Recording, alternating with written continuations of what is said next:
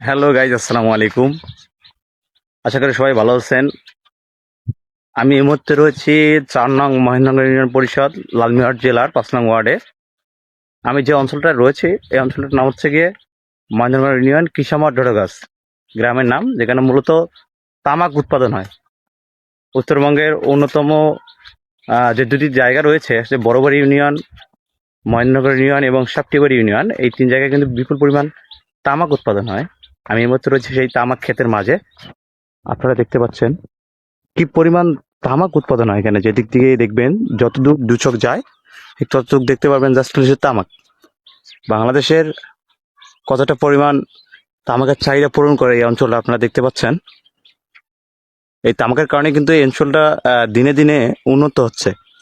সে গিয়ে অর্থমূল্যের দিক থেকে অনেকটা এগিয়ে গিয়েছে, মূলত তামাকের দিক থেকেই অঞ্চলে বিপুল পরিমাণ তামাক উৎপাদন করা হয়। আপনারা যারা দেখেননি বা জানেন না, এই অঞ্চলে এসে ঘুরে দেখে যাইতে পারেন। তামাক মূলত শুরু থেকে শেষ পর্যন্ত ফুল প্রসেস কীভাবে বাজারজাত করার মতো প্রসেস করা হয়। সকলকে অসংখ্য ধন্যবাদ।